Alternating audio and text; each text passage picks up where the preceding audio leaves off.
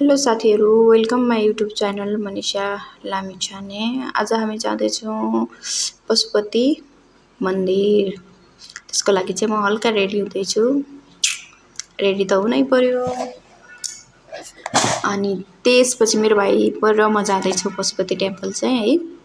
ऊ रेडी भएर बसिसकेको छ, म चाहिँ अलिकति ढिलो भयो किनभने चितवनमा गर्मी छ, तर यहाँ त एकदम जाडो छ। हेर्नुहोस्, सिरक छोड्न पनि मन नलाग्ने त्यस्तो छ है काठमाडौँमा। अब म रेडी भइसकेको छु अनि त्यसपछि निस्किन्छौँ र मेरो भाइ यहाँबाट पशुपति टेम्पल, जहाँ चाहिँ हरेक हिन्दूहरू पुग्नै पर्ने ठाउँ हो।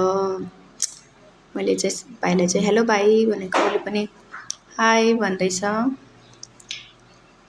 कहाँ जाँदैछौ भनेर सोधेको। काठमाडौँ घुम्न भन्दैछ। ऊ चाहिँ काठमाडौँ फर्स्ट टाइम घुम्न आएको। सो एक्साइटेड छ मेरो भाइ। ल मेरो ब्लग हेर्दै गर्नु होला। म पशुपति पुगेपछि हजुरहरूलाई देखाउने छु। हेलो गाइस, हामी चाहिँ पशुपति पुगिसकेका छौँ। देख्न सक्नुहुन्छ कति राम्रो ठाउँ छ। हामी चाहिँ दक्षिण ढोकाबाट भित्र छिरेका थियौँ। हेर्न सक्नुहुन्छ कति धेरै भक्तजनहरू आउनुभएको छ। नेपालबाट भन्दा पनि बाहिरबाट, इन्डियातिरबाट, विदेशबाट कति धेरै भक्तजनहरू हुनुहुन्छ। पशुपति अफकोर्स सबैजना गइसक्नु भएको छ होला नेपालबाट, किनभने यो हिन्दूहरूको चाहिँ एकदम मान्ने ठाउँ हो। प्राय यो ठाउँमा नगएको मान्छे हुँदैन। मेरो भाइ चाहिँ फर्स्ट टाइम आएको भएर पुरा एक्साइटेडमा अघि हिँडिरहेको छ है। म चाहिँ पछाडिबाट ब्लग बनाउँदैछु। हेर्न सक्नुहुन्छ कति राम्रो राम्रो फुल प्रसाद मालाहरू है। यहाँ चाहिँ धेरै चिजको पसलहरू राखिएको छ। मूर्तिहरू, त्यहाँ पछि गएर चाहिँ पूजाको सामग्रीहरू। र चाहिँ दिदी तपाईँ अघि जानु, म ब्लग गराउँछु भन्दै पछि ऊ क्यामेरा लिएर हिँड्यो। म पनि ल ठिक छ आइज भन्दै अघि गएँ। त्यसपछि हामी जाँदैथ्यौँ आर्यघाटतर्फ। त्यहाँबाट चाहिँ पशुपतिको गजर देखिएको थियो, देख्न सक्नुहुन्छ तपाईँहरू। त्यहाँ पछि हामी जाँदैछौँ आर्यघाटतर्फ। त्यसलाई चाहिँ मैले पशुपति पुरै घुमाउँथ्यो। हामी चाहिँ पूजा गर्ने भन्दा पनि घुम्ने तरिकाले गएको कारणले गर्दा हामीले चाहिँ फुल प्रसाद केही पनि नलिगेँ। देख्न सक्नुहुन्छ बाटोमा दृष्टिबिन दाइहरू दिदीहरू कति धेरै बाटोमा बसिरहनु भएको छ। त्यहाँ पछि गयौँ हामी आर्यघाटतर्फ। आर्यघाटको चाहिँ वरिपरि एक साइडमा चाहिँ पुरा पूजापाठ भइरहेछ, श्राद्धहरू भइरहेछ। अर्कोतिर टिका टालाले गरेर मान्छेहरू बसिरहेछन् भने त्यसको अर्को साइडतिर चाहिँ तपाईँहरूलाई देखाउँछु है त। अर्को साइडतिर के भइरहेछ भन्दाखेरि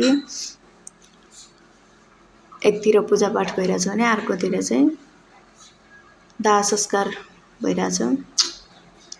मान्छेको जन्मनु मर्नु भगवानको हातमा हुन्छ, के गर्नु। त्यसपछि हामी लाग्यौँ पशुपति मन्दिरको मूलद्वारतर्फ। मेरो भाइ चाहिँ पुरा अघि छ। आमामा कति राम्रो भन्दैछ, अघि हिँडिरहेछ। अनि त्यसपछि हामी भित्र गयौँ। भित्र गएर मेरो भाइ चाहिँ पुरा एक्साइटेड छ।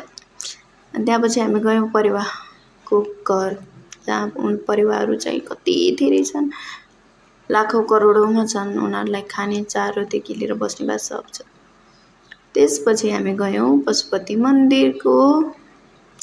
यति राम्रो दृश्य देख्नु न। यहाँ भक्तजनहरू चाहिँ यति धेरै भिड थियो नि साथीहरू हिजो। आमामा हो, पुरै गाडी रिजर्भ गरेर चाहिँ इन्डियातिरबाट आउनुभएको भक्तजनहरू धेरै हुनुहुन्थ्यो हिजो चाहिँ है। तपाईँहरू देख्नु। हामी चाहिँ मन्दिरभित्र गएनौँ किनकि भाइ पनि भित्र जाँदैन, म पनि नजाने भनेर चाहिँ अनि हामी बाहिरै घुम्यौँ। र त्यहाँबाट बाहिरबाटै पशुपति टेम्पलको दर्शन गरेर हामी चाहिँ निस्किने तयारीमा थियौँ। त्यसपछि अनि मैले भाइलाई सोधेँ, भाइ कस्तो लाग्यो त पशुपति टेम्पल भनेर। सुन्नुहोस् है त भाइ के भन्छ। हेलो गाइस, कस्तो लाग्यो त पशुपतिनाथ? Very nice. पहिलोचोटि आएको न? यस। के राम्रो लाग्यो यहाँ? यहाँको संस्कृति कल्चर सबै ठाउँै राम्रो